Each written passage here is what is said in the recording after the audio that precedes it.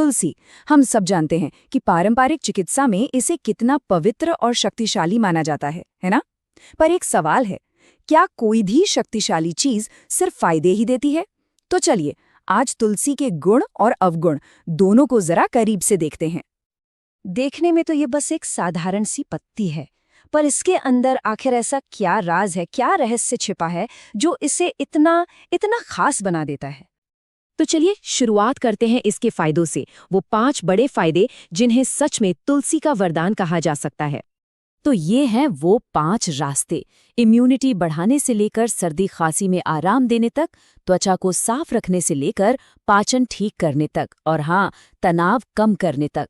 मतलब इसका असर पूरे शरीर पर होता है, बीमारियों से लड़ने की हमारी अपनी ताकत से लेकर मन की शांति तक। चलिए अब इनमें से कुछ सबसे जरूरी फायदों को थोड़ा और गहराई से समझते हैं। सोचिए, तुलसी शरीर के लिए एक प्राकृतिक ढाल की तरह काम करती है। असल में ये एंटीऑक्सीडेंट से भरी होती है, जो हमारे शरीर की अपनी जो रक्षा प्रणाली है ना, उसे मजबूत करती है। और बस इसी से हमें बीमारियों से लड़ने की ताकत मिलती है। और बात सिर्फ शारीरिक स्वास्थ्य तक ही नहीं रुकती, तुलसी मानसिक शांति के लिए भी कह सकते हैं कमाल की चीज है। आज की जो भाग दौड़ वाली जिंदगी है ना, उसमें इसका नियमित सेवन तनाव को काफी हद तक कम कर सकता है। पता है, इसे एडेप्टोजन भी कहते हैं। ये एक ऐसी जड़ी बूटी है जो शरीर को तनाव के माहौल में ढलने में, उसे झेलने में मदद करती है। और बात सिर्फ मन की शांति तक ही सीमित नहीं है, पाचन के लिए भी तुलसी एक सच्चे दोस्त जैसी है। यह हमारे पाचन तंत्र को एकदम शांत करती है और गैस या अपच जैसी जो रोजमर्रा की दिक्कतें हैं उनसे राहत दिलाती है। मतलब पेट स्वस्थ तो सब स्वस्थ। लेकिन जैसा कि कहते हैं, हर कहानी के 2 पहलू होते हैं। तो अब सिक्के का दूसरा पहलू देखते हैं। बात करते हैं उन 3 जरूरी सावधानियों की जिनका ध्यान रखना बहुत जरूरी है। क्योंकि देखिए, कोई भी शक्तिशाली चीज हो, उसका इस्तेमाल हमेशा समझदारी से ही करना चाहिए। तो 3 बातें हैं जिनका खास ध्यान रखना है। पहली बात, ये ब्लड शुगर को कम करती है, जो डायबिटीज के मरीजों के लिए एक समस्या बन सकता है। दूसरी बात, गर्भवती महिलाओं को इसका बहुत ज्यादा सेवन करने से बचना चाहिए।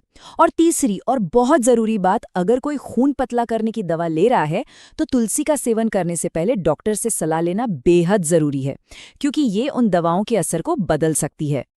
बिल्कुल सही कहा गया है। शक्ति के लिए ज्ञान की आवश्यकता होती है।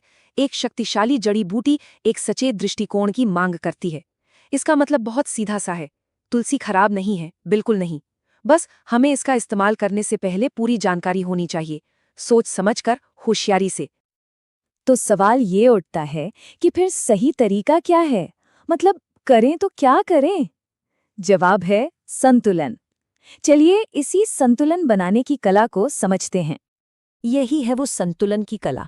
देखिए, जहाँ एक तरफ तुलसी ब्लड शुगर को नियंत्रित करने में मदद करती है, वहीं दूसरी तरफ जिनका ब्लड शुगर पहले से कम रहता है, उन्हें सावधान रहना होगा।